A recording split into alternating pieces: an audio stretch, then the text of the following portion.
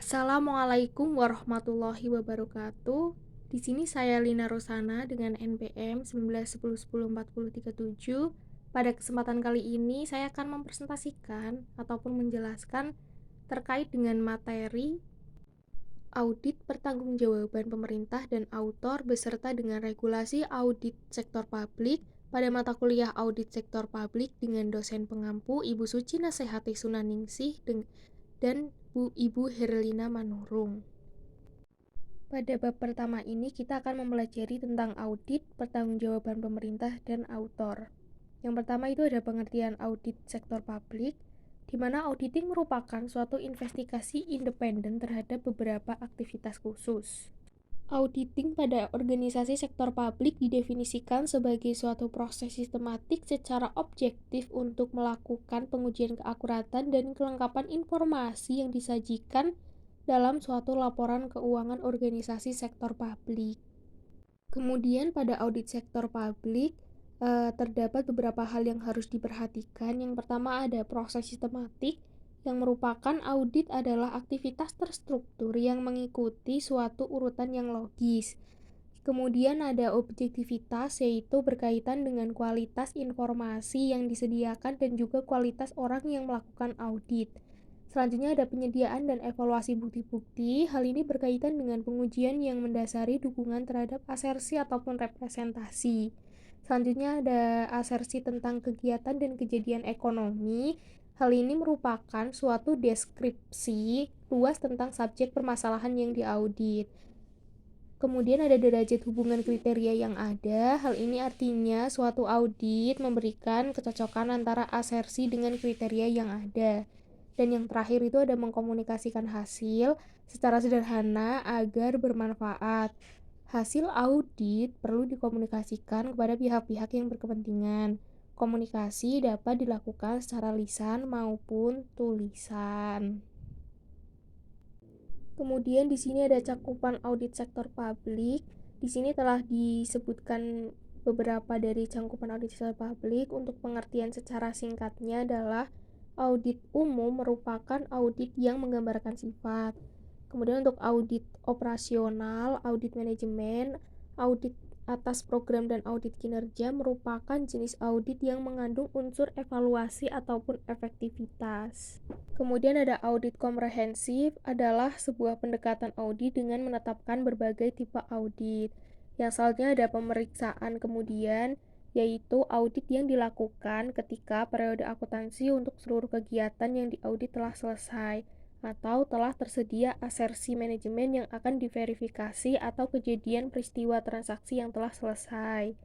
Selanjutnya ada audit khusus, merupakan audit yang bersifat khusus. Kemudian ada audit atas kecurangan, adalah untuk mendeteksi dan mencegah terjadinya penyimpangan atau kecurangan atas transaksi keuangan. Selanjutnya ada evaluasi. Nah, fokus evaluasi sendiri adalah pada pencapaian hasil atas kerja, dan untuk fokus auditnya itu adalah untuk menilai kinerja. Selanjutnya ada audit pajak, yaitu berhubungan dengan pemenuhan kewajiban perpajakan. Selanjutnya itu ada audit sosial yang merupakan ataupun menyangkut pemantauan, penilaian, dan pengukuran prestasi organisasi dan keterlibatannya dengan masalah-masalah sosial. Selanjutnya ada audit mutu, yaitu suatu pemeriksaan yang sistematik dan independen untuk menentukan apakah kualitas, aktivitas, dan pencapaian hasil sesuai dengan rencana yang sudah direncanakan dan dapat diimplementasikan secara efektif dalam mencapai tujuan. Selanjutnya ada audit tunggal, yaitu pendekatan yang digunakan untuk melaksanakan audit secara efisien. Selanjutnya ada audit berbasis resiko, adalah penilaian resiko yang difokuskan pada area-area penting. Kemudian ada audit ketaatan, adalah proses yang sistematik untuk menentukan apakah kegiatan suatu entitas itu sesuai atau tidak dengan standar ataupun kebijakan yang dikeluarkan oleh manajemen ataupun hukum dan peraturan pemerintah yang berlaku. Kemudian ada audit due diligence, adalah suatu audit yang mendalam dan menyeluruh dari segala aspek yang diarahkan untuk suatu tujuan tertentu agar dapat melindungi kepentingan klien. Misalnya ada audit lingkungan, adalah proses verifikasi sistematis dokumentasi terhadap perolehan dan evaluasi bukti audit yang dilakukan secara objektif. Kemudian ada katalisator. Katalisator ini adalah suatu fungsi audit internal untuk mempercepat suatu penyelesaian masalah. Dan kemudian ada objek pemeriksaan adalah dimaksudkan sebagai entitas ekonomi atau instansi yang diaudit, tetapi dapat berupa aktivitas, program, fungsi, atau operasi suatu entitas yang dinilai mempunyai masalah audit potensial. Kemudian ada audit electronic data processing, yaitu sistem pembukaan komputer. Dan yang terakhir itu ada audit eksternal dan audit internal yang bertujuan untuk memberikan pendapat mengenai kewajaran keadaan keuangan dan hasil usaha organisasi ataupun unit organisasi tersebut.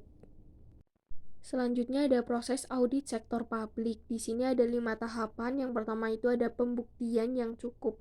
Bukti yang digunakan dalam proses audit merupakan bukti valid yang memenuhi syarat formil dan material. Yang kedua ada memeriksa dengan hati-hati, yaitu pemeriksaan yang dilakukan selama proses audit harus menggunakan kecermatan secara profesional sesuai dengan keahliannya. Yang ketiga ada penyajian yang wajar. Konsep audit penyajian yang wajar berkaitan dengan ketepatan akuntansi, pengungkapan yang cukup, dan kewajiban pemeriksaan. Yang keempat ada bebas, yaitu mampu bertindak jujur dan objektif terhadap fakta dan penyajiannya. Yang terakhir itu ada bertindak sesuai dengan kode etik, artinya sesuai dengan etika profesi akuntan. Kemudian ada bagian proses audit. Di sini itu terdiri dari 3 tahap utama, yaitu ada perencanaan, pelaksanaan, dan pelaporan. Pada perencanaan tersendiri, yang pertama itu ada deskripsi sistem akuntansi keuangan sektor publik. Di sini dilaksanakan karena saat ini auditor sektor publik tidak lagi berfokus pada laporan realisasi anggaran, namun juga laporan keuangan lainnya seperti neraca, surplus defisit, dan arus kas. Kedua itu ada menyusun tujuan dan lingkup audit. Nah, ini bertujuan untuk menilai kewajaran laporan keuangan serta memastikan bahwa tujuan dan ruang lingkup audit yang ditetapkan telah sesuai dengan mandat dan wewenang lembaga audit dan pengawas yang bersangkutan. Kemudian ada menilai resiko, adalah berupa tes yang mengandung resiko kesalahan, maka penilaian resiko pengendalian, resiko bawaan, dan resiko deteksi perlu dilakukan. Yang kemudian ada rencana audit.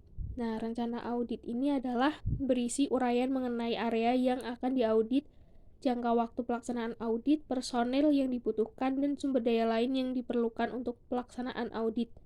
Dan yang terakhir itu ada mengembangkan program audit, yaitu tujuannya untuk audit untuk tiap area, prosedur audit yang akan dilakukan, sumber-sumber bukti audit, dan deskripsi mengenai kesalahan ataupun error. Setelah perencanaan selesai, maka masuk pelaksanaan, yaitu sistem pengendalian internal ataupun SPI. Nah, pada tahap ini pekerjaan audit adalah pekerjaan mengumpulkan ataupun memperoleh dan mengevaluasi bukti-bukti. Pada tahap ini nanti terdapat 2 dampak, yaitu dampak baik dan dampak buruk. Jika itu dampak baik, maka akan melakukan pengujian berstandar pada pengendalian internal, pengujian substantif, dan jika itu dampaknya buruk, maka akan melakukan pengujian prosedur analitik pengujian substantif. Setelah itu ada pelaporan yang terdiri dari review kertas kerja dan simpulan, kemudian ada analisis hasil audit. Di sini hasil audit terhadap kertas kerja yang sudah dibuat pada proses pelaksanaan audit, yang menghasilkan laporan audit dan LHP atau Bawasda Pemda. Dan tipe pelaporan audit itu ada laporan audit tahunan, laporan audit tribulanan, laporan kemajuan kinerja bulanan, laporan survei pendahuluan, dan laporan audit interim. Kemudian ada audit sektor publik dan audit sektor bisnis. Audit sektor publik adalah organisasi pemerintah yang bersifat nirlaba, seperti sektor pemerintahan daerah Pemda, BUMN, BUMD, dan instansi lain yang berkaitan dengan pengelolaan aset kekayaan negara. Kemudian audit sektor swasta adalah perusahaan milik swasta yang bersifat mencari laba. Untuk jenis-jenis auditnya sendiri itu ada audit keuangan, audit kinerja, dan audit investigasi, baik itu untuk audit sektor publik maupun audit sektor swasta. Tipe-tipe audit sektor publik itu ada 4. Yang pertama ada audit kepatuhan, adalah pengendali internal yang digunakan untuk diandalkan oleh auditor dalam praktiknya dapat berjalan dengan baik dan sesuai dengan sistem, prosedur, dan peraturan keuangan yang telah ditetapkan. Yang kedua ada audit keuangan program publik, yaitu meliputi audit atas laporan keuangan dan audit atas hal yang berkaitan dengan keuangan, yang bertujuan untuk memberikan keyakinan apakah laporan keuangan dari entitas yang diaudit telah menyajikan secara wajar tentang posisi keuangan, hasil operasi atau usaha, dan arus kas sesuai dengan prinsip akuntan yang berlaku umum. Yang ketiga ada audit kinerja sektor publik, yaitu kinerja mencakup audit tentang ekonomi, efisiensi, dan program. Adapun jenis dari audit kinerja itu pertama audit ekonomi dan efisiensi, yang kedua ada audit program. Yang terakhir yang keempat ada audit investigasi, adalah kegiatan pemeriksaan dengan lingkup tertentu. Dan tujuan dari audit investigasi adalah mengadakan temuan lebih lanjut. Lingkungan audit sektor publik, pada arti luas sektor publik disebut sebagai bidang yang membicarakan metode pengelolaan negara. Sedangkan pada arti sempit, sektor publik diartikan sebagai pembahasan pajak dan kebijakan perpajakan. Dari berbagai sebutan yang muncul, audit sektor publik dapat diartikan dari berbagai disiplin ilmu yang umumnya berbeda satu dengan yang lainnya. Perbedaan sudut pandang politik, administrasi publik, sosiologi, hukum, dan ekonomi sering mengakibatkan tumpang tindih batasan. Kemudian pendekatan audit sektor publik ada tiga. Yang pertama ada audit transaksi, adalah pendekatan yang meliputi vouching ataupun pembuktian seluruh transaksi yang terjadi. Yang kedua ada audit neraca, yaitu meliputi verifikasi seluruh aktiva dan kewajiban yang disajikan dalam neraca. Dan yang ketiga ada audit sistem, yaitu auditor melakukan pengujian sistem akuntansi dan sistem pengendalian klien lainnya. Berbagai elemen dan isu utama audit. Yang pertama ada akuntansi dan auditing di organisasi sektor publik. Hubungan antara aku merupakan suatu hubungan yang tertutup. Yang kedua ada tujuan audit sektor publik. Audit sektor publik adalah jasa penyelidikan bagi masyarakat atas organisasi publik dan politikus yang sudah mereka bayar. Yang ketiga ada objek audit sektor publik. Ini terdiri dari aspek keuangan, yaitu pemeriksaan atas laporan keuangan, dan aspek kinerja, yaitu pemeriksaan aspek ekonomi dan efisiensi, serta pemeriksaan aspek efektivitas.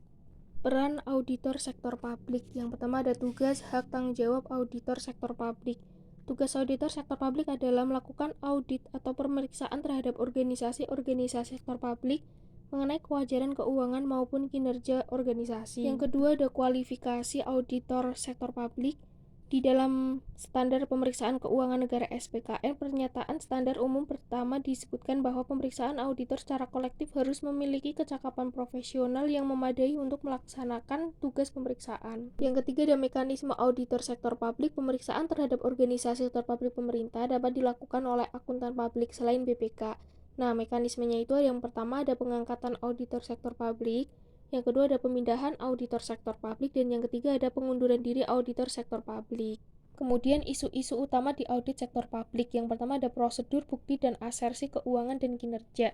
Prosedur merupakan pekerjaan apa yang akan dilakukan, sedangkan standar merupakan ukuran kinerja atas pekerjaan yang dilakukan. Nah, dalam proses ini itu ada prosedur auditing, peristiwa kemudian dan kaitannya dengan prosedur auditing, asersi laporan keuangan dan tujuan audit. Selanjutnya ada kode etik auditor sektor publik. Menurut Intosai, kode etik auditor merupakan sebuah komplemen atau tambahan yang penting yang dapat memperkuat standar audit. Kemudian ada permasalahan terkini auditor sektor publik. Salah satu permasalahan dalam proses pelaksanaan audit sektor publik adalah keterbatasan penggunaan data. Pada materi kedua ini kita akan mempelajari tentang regulasi audit sektor publik. Regulasi terkait. Yang pertama ada Undang-Undang Nomor 15 Tahun 2004 tentang pemeriksaan dan pengelolaan tanggung jawab keuangan negara. Kedua ada Pasal 5 Undang-Undang Nomor 15 Tahun 2004 dan Pasal 9 Ayat 1 huruf E Undang-Undang Nomor 6 Tahun 2006 tentang BPK. Dan yang ketiga ada Peraturan BPK Nomor 1 Tahun 2007 tentang standar pemeriksaan keuangan negara. Kemudian terdapat perbandingan jenis audit. Pada ISSAI 100 itu dapat audit keuangan, audit kinerja, dan audit kepatuhan. Sedangkan pada SPKN lampiran 1 itu ada audit keuangan, audit kinerja, dan audit dengan tujuan tertentu. Kemudian teknik audit keuangan sektor publik. Yang pertama ada prosedur analitis, merupakan penelitian dan perbandingan hubungan di antara data. Yang kedua ada inspeksi. Inspeksi meliputi pemeriksaan yang rinci terhadap dokumen dan catatan serta pemeriksaan sumber daya berwujud. Yang ketiga ada konfirmasi, itu bentuk permintaan keterangan. Yang keempat ada permintaan keterangan, meliputi permintaan keterangan secara lisan ataupun tertulis. Yang kelima ada penghitungan, yaitu perhitungan fisik. Yang keenam ada penelusuran, yaitu sebagai penelusuran ulang. Yang ketujuh ada pemeriksaan bukti pendukung meliputi pemilihan ayat jurnal dalam catatan akuntansi beserta pemeriksa dokumen yang digunakan sebagai dasar ayat jurnal. Yang kedelapan ada pengamatan berkaitan dengan memperhatikan dan menyaksikan pelaksanaan beberapa kegiatan atau proses. Yang kesembilan ada pelaksanaan ulang, itu pelaksanaan ulang, perhitungan dan rekonsiliasi yang dilakukan oleh organisasi sektor publik yang diaudit. Dan yang terakhir ada teknik audit berbantukan komputer. Sekian presentasi ataupun penjelasan dari saya. Apabila ada saran pendapat bisa langsung komen di bawah. Terima kasih, kurang lebihnya saya mohon maaf. Wassalamualaikum warahmatullahi wabarakatuh.